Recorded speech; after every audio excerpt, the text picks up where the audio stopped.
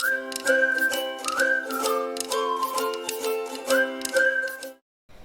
दोस्तों, कैसे हो आप सब। मैं गायत्री आसरी। आज मैं आपको अफ़गानी प्लाजो की कटिंग और स्टिचिंग बड़े ही इजी मेथड से बताने वाली हूँ और स्टेप बाय स्टेप पूरी जानकारी देने वाली हूँ, जिसके द्वारा आप किसी भी साइज़ के इस प्लाजो की कटिंग बड़ी आसानी से कर सकते हो। क्योंकि इसका जो है ट्रेंड भी काफ़ी चला हुआ है। इसको आप लॉन्ग कुर्ती के नीचे, फ्रॉक सूट के नीचे भी पहन सकते हो।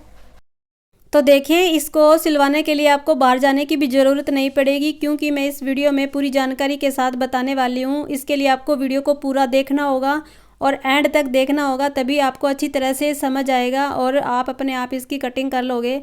तो चलिए, मैंने इसकी कटिंग और स्टिचिंग कैसे की है। तो देखिए, सबसे पहले आपको कपड़े को 4 फोल्ड कर लेना है, जिस प्रकार मैंने यहाँ पे किया हुआ है। जो 2 फोल्ड है वो आपकी तरफ है और जो 4 लेयर खुली वाली है वो मैंने मेरी तरफ रखी हुई है। तो इसी प्रकार आपको भी कपड़े को 4 फोल्ड कर लेना है, वो भी उल्टा करके। और इस प्रकार जो है कपड़ा 4 फोल्ड में हो जाएगा। ऊपर से भी ये खुला भाग है और जो आपकी तरफ है वो मेरा फोल्ड भाग है, और जो कपड़ा बचेगा वो मेरा नीचे की तरफ बच जाएगा। अब सबसे पहले आपको क्या करना है, ऊपर से आपको सीधे का निशान लगाना है, जो टेढ़ा मेढ़ा कपड़ा होगा। और साइड में भी जो किनारी है ना, वो उसको भी आपको निकालना है, क्योंकि उससे खिंचाव होता है। तो मैं इसको पहले निशान लगाऊंगी, उसके बाद इसकी कटिंग करूंगी। तो मैंने ये निशान लगा दिया है। अब सबसे पहले आपको क्या करना है, ऊपर से 2 इंच का निशान लगाना है इलास्टिक डालने के लिए, फोल्ड करने के लिए। तो देखिए, मैं 1.5 इंच चौड़ी इलास्टिक डालने वाली हूँ, इसलिए मैंने 2 इंच का निशान लगाया। यदि आपको 2 इंच का इलास्टिक चौड़ाई में डालना हो ना, तो आपको 2.5 इंच का निशान लगाना होगा। लेकिन मैं आपको यही कहूँगी कि आप 1.5 इंच चौड़ी इलास्टिक ही लगाइएगा, क्योंकि वो ज़्यादा कंफर्टेबल रहती है। जो मैंने ये निशान लगा दिया, अब इसके बाद वहीं से जो ऊपर वाले 2 इंच को छोड़ना है और आपको लंबाई का पूरा निशान लगाना है, इंची टेप को ऊपर से नीचे तक रखते हुए। तो आप सबसे पहले पूरी लंबाई का निशान लगा लीजिए, ताकि आपको कोई भी कन्फ्यूज़न ना हो। तो मैं यहाँ पे 35 इंच की लंबाई रखूँगी और मैं 35 का निशान लगाऊंगी। उसके बाद क्या करना है, जितनी भी आपको चौड़ी पट्टी रखनी है ना, उसको आपको माइनस करना है। तो मैं यहाँ पे 2 इंच रखूँगी, तो मैंने वो 2 इंच माइनस कर दिया। अब उसके बाद आपको आधा इंच का और नीचे की तरफ निशान लगाना है, क्योंकि वो सिलाई में जाने वाला है। तो देखिए, कुल मिलाकर मैंने यहाँ पूरी लंबाई में 1.5 इंच कम किया है, तो उतना ही मैंने निशान लगाया है। तो आपको भी इसी प्रकार निशान लगाना है। अब इसके बाद इस निशान को आपको दूसरी तरफ भी ले लेना है। तो मैंने ये निशान भी लगा लिया है। इससे क्या है, ये लाइन आपकी सीधी आ जाएगी। अब सबसे पहले आपको ऊपर कमर का भी निशान लगाना है। तो वो कैसे लगाना है कि इसमें के लिए आपको क्या करना है कि जितनी भी आपकी हिप साइज़ रहती है उसको फोर्थ करना है। फोर्थ करने के बाद उसमें आपको 2.5 इंच प्लस कर देना है, तो उतना ही आपको निशान लगाना है। तो मैं यहाँ पे ये 2.5 इंच प्लस करने के बाद निशान लगा लूँगी। ठीक है। अब इसके बाद आपको आसन का निशान लगाना है। तो वो कैसे लगाना है, जितना आपने ऊपर लिया है उतना ही आपको नीचे रखना है, उतना ही निशान लगाना है, यानी कि हिप का फोर्थ प्लस 2.5 इंच। ठीक है। और जब निशान लग जाए तो इसको सीधा कर लेना है। इसके बाद आपको क्या करना है, आसन की गोलाई के लिए निशान लगाना है। तो यहाँ पे भी आपको 2.5 इंच का निशान लगाना है। तो ये सभी साइज़ के लिए है। यदि आपका साइज कुछ ज़्यादा ही हो ना, तो फिर आपको 3 इंच का निशान लगाना है। अब इसके बाद निशान लगाने के बाद यहाँ से आप गोलाई कर दीजिएगा। तो इस प्रकार ये आसन की गोलाई हो जाएगी। अब जो है आपको एक आसन की सीधी लाइन लगानी है। तो इसके लिए पहले आपको मेज़रमेंट कर लेना है कि जो आसन की लंबाई कितनी रखी है, उतना ही आप दूसरी तरफ निशान लगाइएगा और एक लाइन बना दीजिएगा। तो मैं यहाँ पे पहले ये लाइन बनाऊंगी। अब इसके बाद आप पूरे जो आसन की जो लाइन है वो उसको मेज़रमेंट कर लीजिएगा, ये कितनी है। तो उसको हाफ़ कर लीजिएगा। हाफ़ करने के बाद आपको सेंटर का निशान लगाना है। तो जिस प्रकार आप पैंट प्लाजो में लगाते हो, सेम तरीके से सेंटर का निशान लगाना है। तो मैंने यहाँ पे जो है निशान लगा दिए। तो मेरे यहाँ पे 7 इंच का आया है, और जितना मैंने 7 इंच का निशान लगाया किनारे को छोड़ के, उतना ही मैं नीचे भी तरफ जो है 7 इंच का निशान लगा दूँगी किनारे को छोड़ने के बाद। तो इस प्रकार निशान लगाने से ये सेंटर पॉइंट बन जाएगा। अब दोनों पॉइंटों को आपको मिला देना है। तो ये एक जो है सेंटर लाइन बन जाएगी, जिस प्रकार पैंट प्लाजो में बनती है। तो निशान लगाने के बाद आप इसे सीधा कर लीजिएगा। अब आपको बॉटम में कितना रखना है, तो इसके लिए आपको क्या करना है कि जितना भी आपको आसन की तरह मेजरमेंट कर लेना है कितना है, उतना भी आप रख सकते हो या उससे भी कम रख सकते हो। तो मैं नीचे बॉटम में 12 इंच रखने वाली हूँ, क्योंकि प्लीट्स भी बनेगी, 6 इंच की मोरी तैयार हो जाएगी। और जो सेंटर वाला निशान लगाया है उसको आपको हाफ हाफ में डिवाइड करना है, जितना भी आप लेते हो। तो मैं 6 इंच का निशान जो है पॉइंट के दूसरी तरफ लगाने वाली हूँ, और 6 इंच का ही निशान मैं पॉइंट के इस तरफ लगाने वाली हूँ। तो इस प्रकार ये मेरा टोटल 12 इंच का हो जाएगा। तो आपको दोनों तरफ फिर आधा आधा इंच और सिलाई के लिए भी लेना है। अब ऊपर वाले आसन वाले निशान को और नीचे वाले निशान को आपको लेग शेपर से मिला देना है। और यदि आपके पास ये लेग शेपर नहीं है, तो आप इंची टेप से भी निशान लगा सकते हो और गुलाई कर सकते हो। इसी प्रकार आपको दूसरी तरफ निशान लगाना है, और आसन वाली जो लाइन है वहीं से आपको निशान लगाना है। अब इसके बाद आप इसकी कटिंग कर दीजिएगा। तो इस प्रकार इसकी कटिंग हो जाएगी। तो देखिए इसकी कटिंग हो जाने के बाद अभी इसकी थोड़ी कटिंग और बाकी है, और इसकी कटिंग और स्टिचिंग बड़ी ही आसान है। और जब मैं इसकी स्टिचिंग करूँगी ना तो इसकी कुछ आपको बातें बताऊँगी जहाँ अधिकतर लोग गलती भी करते हैं। तो मैंने इसकी कटिंग कर ली है। इस प्रकार ये 4 पीस एक जैसे हो गए हैं। अब यहाँ पे आपको खास ध्यान रखना है, तो आपको ध्यान से सुनना और ध्यान से देखना है। तो देखिए आपको क्या करना, आसन की तरफ से लंबाई में 1.5 इंच का निशान लगाना है, और उस निशान को आपको तिरछा ऊपर तक मिला देना है, जैसे मैं यहाँ पे आपको दिखा रही हूँ।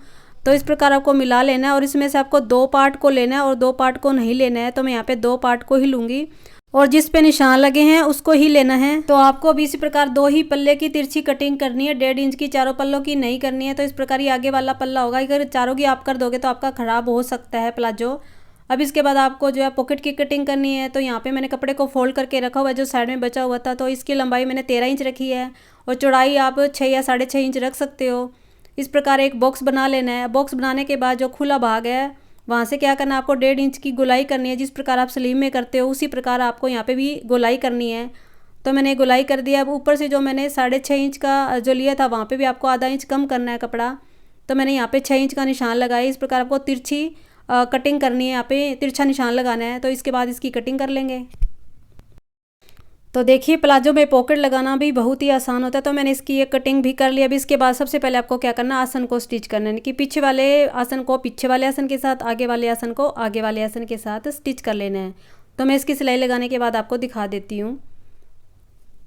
तो मैंने ये यहाँ पे ये दोनों पे ये सिलाई लगा दी, आसन को स्टिच कर लिया, आगे वाले और पीछे वाले दोनों आसन को आपस में स्टिच कर लिया। अब क्या करना है, आपको पॉकेट को यहाँ पे अटैच करना है। तो वो कैसे करेंगे, आपको आगे वाला पल्ला लेना है, ठीक है। आगे वाले पल्ले के आपको राइट साइड में पॉकेट लगानी है। तो इसके लिए आपको क्या करना है, जो पहले आपने 2 इंच का इलास्टिक के लिए जो निशान लगाया है ना, पहले आप उस निशान को फोल्ड कर लीजिएगा, क्योंकि आपको पता चले ना कि पॉकेट कहाँ तक लगानी है। और जो फोल्ड की है वहीं पे पहले आपको निशान लगाना है, ठीक है। और निशान लगाने के बाद उससे आपको आधा इंच और ऊपर की तरफ निशान लगाना है। और इसके बाद आपको मेज़रमेंट कर लेना है कि ये कितना आ रहा है। इनके ऊपर से आपको फोल्ड भाग छोड़ना है। फोल्ड भाग छोड़ने के बाद आपको मेज़रमेंट कर लेना है। तो मेरा ये 1.5 इंच आ रहा है। इसी प्रकार आपको ये निशान आपको दूसरी तरफ लेना है, दूसरी साइड में लेना है जहाँ पॉकेट लगानी है। तो मैंने यहाँ पे 1.5 इंच का निशान लगाया है, क्योंकि ये जो निशान लगा है ना वहीं से जो है पॉकेट की ओपनिंग शुरू हो जाएगी। अब इस निशान से आपको 6 इंच का निशान नीचे की तरफ लगाना है, क्योंकि ये जो है पॉकेट का ओपनिंग भाग है। तो मैं यहाँ पे 6 इंच का खुला भाग रखूँगी, आप 6.5 भी रख सकते हो। तो कुल मिला के आपके पॉकेट का जो ऊपर वाला भाग है वो नेफे के अंदर दबना चाहिए। तो मैंने पॉकेट को यहाँ पे फोल्ड करके रखा हुआ है, उल्टा करके रखा हुआ है। एक तरफ से ये बंद है और एक तरफ से ये खुला है। अब आपको क्या करना है, आपको किनारे से सिलाई लगानी है। तो मैंने ये सिलाई लगा ली। अब इसको सीधा करना है, और सीधा करने के बाद आपको इसको अटैच करना है। तो वो कैसे करना है वो भी मैं आपको बताने वाली हूँ। तो देखिए जो मैंने 6 इंच का निशान लगाया ना जो ओपनिंग के लिए, वहीं पे आपको क्या करना, पॉकेट को इस प्रकार इस पे सेट करके रख लेना है। तो देखिए जो पॉकेट है वो निशान के बीचों बीच आनी चाहिए। तो मैंने पॉकेट के एक भाग को ऊपर रखा है, और जो नीचे वाला निशान है वो पॉकेट पे आपको उतारना है। तो इस प्रकार आप निशान उतार लीजिएगा 6 इंच का। अब निशान लगाने के बाद आपको सीधी लाइन लगानी है आधा इंच चौड़ाई में। तो अब आपको सिलाई लगानी है। तो वो कैसे लगानी है, तो इस पर आपको इस प्रकार सिलाई लगा देनी है। तो मैं आपको लगा के दिखाती हूँ। तो मैंने ये सिलाई भी लगा ली है।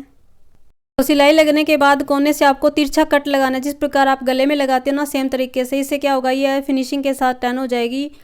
तो मैंने यहाँ पे ये कट भी लगा ली है। तो अब इसके बाद आपको जो है पॉकेट पीछे कर देना है। पॉकेट को पहले आपको सीधा कर लेना है, सीधा करने के बाद ही पीछे कर देना पॉकेट के पूरी को। और पीछे करने के बाद यहाँ से आपको जो कपड़ा इकट्ठा हुआ है ना उसको अच्छी तरह से सेट कर लीजिएगा पहले अच्छी तरह से। और सेट करने के बाद एक बार आप इस पर प्रेस जरूर करिएगा, इससे ये अच्छी तरह से सेट हो जाएगी। और आपको किनारी वाली सिलाई लगानी है, या आप एक पैर की भी लगा सकते हो। तो मैंने ये सिलाई भी लगा दी है एक पैर की। अब इसके बाद जो पॉकेट है, पीछे वाला जो पार्ट है पॉकेट का, उसको आपको अटैच करना है। तो ऐसा इसलिए करना है ताकि जो पीछे वाला पार्ट है वो आसानी के साथ जो है अटैच हो जाए। तो पॉकेट को यहाँ पे आपको अटैच करने के बाद ऊपर से 5 नंबर की सिलाई लगानी है आपको किनारे के किनारे, यानी कि पॉकेट के साथ साथ। और ऊपर से भी आपको कपड़े को, पॉकेट वाले कपड़े को अटैच कर देना है। तो मैंने ये सिलाई लगा दी है 5 नंबर की, और ऊपर भी मैंने जो पॉकेट को अटैच कर दी है 5 नंबर की सिलाई से, ताकि ये हिले ना। तो इस प्रकार ये जो आपकी है पॉकेट तैयार हो जाएगी इस प्रकार। अब इसको आपको स्टिच करना है पीछे वाले पार्ट के साथ। तो वो कैसे करना है, तो देखिए दोनों पार्ट को लेना है और एक दूसरे के ऊपर आपको इस प्रकार उल्टा रखना है। उल्टा रखने के बाद आपको इसको स्टिच करना है, किनारी किनारी आपको सिलाई लगानी है। और आधा इंच की सिलाई, यानी कि आधा इंच आपका कपड़ा अंदर आना चाहिए। तो ये सिलाई मैं आपको मशीन पे ही दिखाती हूँ कि आपको कैसे स्टिच करना है।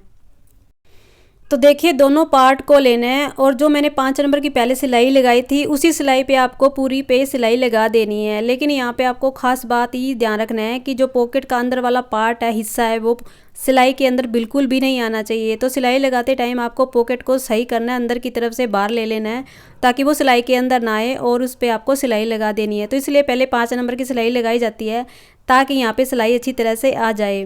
तो इसी प्रकार मैं पूरे में ये सिलाई लगा लूँगी। तो आपको आधा आधा इंच कपड़ा छोड़ना है, उसके बाद ही आपको सिलाई लगानी है। तो मैंने इस पे ये सिलाई लगा ली है। तो इस प्रकार ये सिलाई लग गई है। तो सिलाई लगने के बाद ये पॉकेट रेडी हो चुकी है। तो आप इस प्रकार पॉकेट बना सकते हो, बड़ी इजी है पॉकेट बनाना। अब इसके बाद आपको किनारे वाली सिलाई लगानी है। तो इसके लिए जो पीछे वाला मार्जिन है उसको पीछे की तरफ रखना है, यानी कि बैक हिस्से की तरफ रखते हुए आपको ऊपर से किनारे वाली सिलाई लगानी है। तो मैं ये किनारे वाली सिलाई भी लगा दूंगी। अब इसके बाद क्या करना, आपको मोरी तैयार करनी है, यानी कि उसके लिए मैंने 2 इंच चौड़ी जो है बुकरम ली है और जो है 5 इंच चौड़ा मैंने ये कपड़ा लिया है। अब इसके बाद कपड़े को आप इस प्रकार फोल्ड कर लीजिएगा और बुकरम को इस प्रकार रखें तो आपका आधा इंच एक्स्ट्रा कपड़ा होना चाहिए। अब इसके बाद क्या करना, आपको जो बुकरम है इसके ऊपर रखना है और किनारे से आपको फोल्ड करते हुए ऊपर से सिलाई लगा देनी है। जिस प्रकार आप सलवार में पोंचा बनाते हो सेम तरीके से इसमें आपको सिलाई लगानी है। तो देखिए यहाँ पे जितना कपड़ा आपने एक्स्ट्रा लिया ना उतना कपड़ा फोल्ड करने के बाद आपको सिलाई लगानी है। तो मैंने इस पर ये सिलाई लगा दी है। अब इसके बाद इसको फोल्ड करना है और उसके ऊपर आपको अटैच करना है। तो इस प्रकार ही ये अटैच होगा। लेकिन उससे पहले मैं नीचे बॉटम में जो है चुन्नटें बनाऊंगी। तो इसके लिए आपको क्या करना है, नीचे बॉटम में पहले आपको 1 इंच आपको सीधा ही कपड़ा रखना है, वहाँ पे आपको चुन्नटें नहीं बनाने हैं। उसके बाद आप चुन्नट बना सकते हो। तो आप अपने हिसाब से बना सकते हो, यानी कि धागे वाली भी बना सकते हो, जो जिस प्रकार धागा खींच के बनाते हो। तो मैं यहाँ पे इस प्रकार ये चुन्नटें बना रही हूँ। तो जितने भी आपकी चुन्नटें आती हैं ना, आपको ध्यान रखना है कि इस प्रकार मेजरमेंट कर लेना है कि आपकी मोरी के से आधा इंच एक्स्ट्रा होना चाहिए। तो मेरा यहाँ पे 6.5 इंच है और मुझे 6 इंच की मोरी तैयार करनी है। तो इसी प्रकार मैं दूसरी साइड भी इसी साइज़ की बना लेती हूँ चुन्नटें। तो देखिए जो प्लाजो की सेंटर वाली सिलाई है ना, वो सेंटर में ही रहनी चाहिए। इस हिसाब से आपको प्लीट्स बनानी है और जितनी आपकी मोहरी है ना उससे आपको साइड में आधा आधा इंच एक्स्ट्रा कपड़ा लेते हुए ये प्लीट्स बनानी है। तो मैंने ये प्लीट्स बनानी है। इसके बाद अब ये नीचे डिजाइन आपको अटैच करना है। तो इसके लिए जो मैंने पहले जो ये बुकरम पे बनाया था उसको आपको फोल्ड करना है और उसके बाद आपको जो एक्स्ट्रा कपड़ा है ना उस पर आपको निशान लगाना है। इससे क्या होगा कि स्टिच करने में आपको आसानी होगी। इससे ध्यान रहेगा कि आपको कपड़ा कितना दबाव में लेना है। ऐसा नहीं करने से क्या होता है, ये छोटा बड़ा रह जाता है कपड़ा। तो मैंने ये निशान लगा दिया। अब इसके बाद ये सेंटर वाला पॉइंट निकालना है और वो भी निकालना ज़रूरी है, क्योंकि यदि ये सेंटर वाला पॉइंट नहीं निकालेंगे तो भी ये जो है छोटी बड़ी रह जाती है। तो मैंने ये सेंटर के भी निशान लगा दिया। अब इसके बाद जो प्लाजो का बॉटम है, जो चुन्नटें डाली थी, वो इसके ऊपर अटैच करना है। तो देखिए मैंने इसको सीधा रखा है पहुँचे को, और जो मेरा प्लाजो है वो भी मेरा सीधा है। अब आपको क्या करना है कि कट को कट से मिलाना है, कि सेंटर की सिलाई और कट को मिलाना है आपस में, और मिलाने के बाद इसको अच्छी तरह से मेज़रमेंट कर लीजिए। तो ये मेरा पूरा आ रहा है। अब इसके बाद आपको ऊपर से सिलाई लगानी है। जो मैंने निशान लगाया था ना पहले, आधा आधा इंच का जो एक्स्ट्रा कपड़ा था, उसी के ऊपर आपको सिलाई लगानी है। तो इस प्रकार सिलाई लगाने से ये छोटी बड़ी भी नहीं होगी और फिनिशिंग के साथ जो जो नीचे से ये इसकी मोरी बन जाएगी। तो देखिए सिलाई से जुड़ी मैं इसके बारे में और भी आपको आगे बातें बताने वाली हूँ, तो वीडियो में कंटिन्यू बने रहिएगा। तो मैंने इस पर सिलाई लगा दी। अब इसके बाद इसको आगे की तरफ टर्न करना है और गोटा पट्टी लगा देनी है कंगूरे वाली। तो मैं यहाँ पे कंगूरे वाली गोटा पट्टी लगाऊंगी। आप चाहो तो बिना गोटा पट्टी के भी इसको बना सकते हो, या इसमें कोई फैब्रिक का भी डिजाइन बना सकते हो। तो मैंने इस पर ये गोटा पट्टी लगाई है। अब गोटा पट्टी लगाने के बाद आप इस पर क्या करिएगा, एक किनारे वाली सिलाई भी लगा दीजिएगा। तो मैं इस पर एक किनारे वाली भी सिलाई लगा लूँगी। आप चाहो तो इसके सेंटर में जो है ना डिजाइन भी बना सकते हो या गोटा भी लगा सकते हो। तो मैं इसी प्रकार दोनों को रेडी करने के बाद आपको दिखाती हूँ। तो मैंने यहाँ पे दोनों मोरी को तैयार कर लिया। अब इसके बाद ऊपर इलास्टिक डालना है, उसके लिए आपको निशान लगाना है, क्योंकि निशान पहले पीछे की तरफ था, अब आगे की तरफ आपको निशान लगाना है। और 2-2 इंच का निशान लगाना है, क्योंकि 2 इंच का ही कपड़ा फोल्ड करना है। तो ये इसलिए लगा रही हूँ क्योंकि आगे से थोड़ा ये तिरछा कट हुआ है, तो ये आसानी से फोल्ड हो जाएगा निशान लगाने के बाद। आपको भी इसी प्रकार लगाना है। तो मैंने ये निशान लगा लिया। अब इसके बाद जितना कपड़ा मैंने निशान के लिए लगाया उतना ही कपड़ा फोल्ड करूँगी और थोड़ा सा आगे से फोल्ड करने के बाद ऊपर से सिलाई लगाऊंगी। लेकिन आपको देख लेना है कि आपको इलास्टिक कितना डालना है, यानी कि कितनी चौड़ी की इलास्टिक डालनी है। तो मैं यहाँ पे पहले आपको दिखा देती हूँ कि इलास्टिक मैं यहाँ पे कितना डालने वाली हूँ। तो इस प्रकार मेरी ये जो आप मेजरमेंट कर सकते हो। अब इसके बाद मैं गोलाई में सिलाई लगा लूँगी, लेकिन थोड़ा सा मैं बीच में छोड़ूंगी। तो मैंने पूरे राउंड में ये सिलाई लगा ली है और 2 इंच बीच में मैंने छोड़ा इलास्टिक डालने के लिए। तो देखिए जब आप इसको फोल्ड करते हो तो आपका जो है थोड़ा टेढ़ा मेढ़ा कपड़ा हो सकता है, क्योंकि यहाँ पे तो तिरछा है थोड़ा। तो अब इसके बाद इसमें इलास्टिक डालना है, वो कितना लेना है कि जितनी आपकी कमर है उसमें आपको 3 इंच या 4 इंच माइनस कर सकते हो, उतना आपको इलास्टिक लेना है। तो मैं यहाँ पे जो इलास्टिक लूँगी तो मेरा ये 24 इंच ही है, थोड़ा कम है, तो इसमें मैं जो है जॉइंट डालूंगी, यानी कि थोड़ा एक्स्ट्रा पीस और लगाऊंगी। और उसके बाद मैं यहाँ पे जो है 29 इंच का इलास्टिक लूँगी। ठीक है, तो जो एक्स्ट्रा है उसकी मैं कटिंग कर दूंगी। तो इसी प्रकार आप भी जो अगर आपका इलास्टिक कम हो तो इस प्रकार आप जॉइंट लगा के इलास्टिक को पूरा कर सकते हो। तो मैं इस पर पहले सिलाई लगा देती हूँ, और ये सिलाई आपको पक्की लगानी है यहाँ पे। तो मैंने इस पर ये सिलाई लगा ली है। अब इसके बाद इलास्टिक के कोने को लेना है, वहाँ पे आपको सेफ्टी पिन लगाना है, और सेफ्टी पिन लगाने के बाद इसको प्लाजो के नेफे के अंदर डालना है, जहाँ से आपने खुला भाग छोड़ा हुआ है। तो मैं आपको इसमें डालने के बाद दिखाती हूँ। तो मैंने इसमें इलास्टिक डाल दिया। अब इसके बाद सेफ्टी पिन को निकालना है, और दोनों कोनों को एक दूसरे के ऊपर ओवरलैप करते हुए आपस में आपको सिलाई लगानी है। बस आपका इलास्टिक अंदर से फोल्ड नहीं होना चाहिए, इस बात को आपको ध्यान रखना है। और यहाँ पे भी आपको पक्की सिलाई लगानी है। तो मैंने इस पर यह सिलाई भी लगा ली है। तो यहाँ पे मैं आपको एक खास बात बताने वाली हूँ, ध्यान से देखिएगा और सुनिएगा। तो देखिए मैंने ये इलास्टिक को अंदर ले लिया। अब इसके ऊपर आपको सिलाई लगानी है, बस आपका इलास्टिक सिलाई के अंदर नहीं आना चाहिए।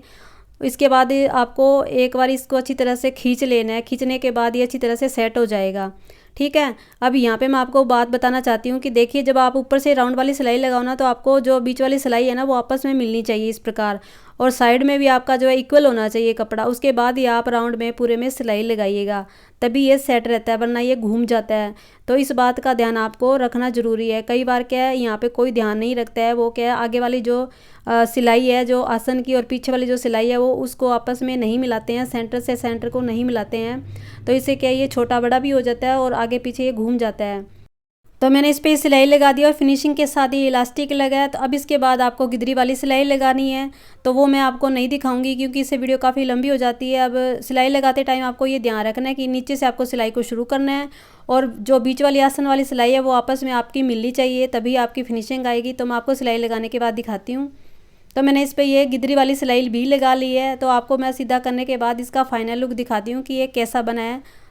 अगर आपको ये प्लाजो अच्छा लगा हो ना तो कमेंट करके मुझे ज़रूर बताना। और जब आप इसके ऊपर प्रेस करोगे ना तो जो इसकी चुनटें है ना वो अच्छी तरह से सेट हो जाएगी और इतना सुंदर लगेगा, प्यारा लगेगा। तो एक बार आप इसे ज़रूर ट्राई करना, क्योंकि मैंने वीडियो में स्टेप बाय स्टेप पूरा बताया है, डिटेल से बताया है। तो मुझे विश्वास है कि आप इसे बना लोगे और बड़ी फिनिशिंग के साथ बनेगा, और ये काफ़ी कंफर्टेबल भी है। तो एक बार आप ट्राई ज़रूर करना।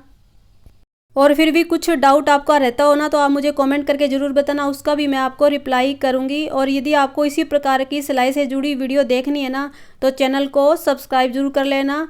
और यदि नए लोग इस वीडियो को देख रहे हो तो चैनल को सब्सक्राइब कर देना, वीडियो को लाइक कर देना और शेयर भी कर देना। और यदि आप फेसबुक से इस वीडियो को देख रहे हो तो चैनल को फॉलो ज़रूर कर देना। तो मैं इसी चैनल में सिलाई से जुड़ी हर एक प्रकार की वीडियो आपके लिए आसानी से बताती रहूँगी, लाती रहूँगी। तो मिलते हैं नेक्स्ट वीडियो में, तब तक के लिए बाय बाय।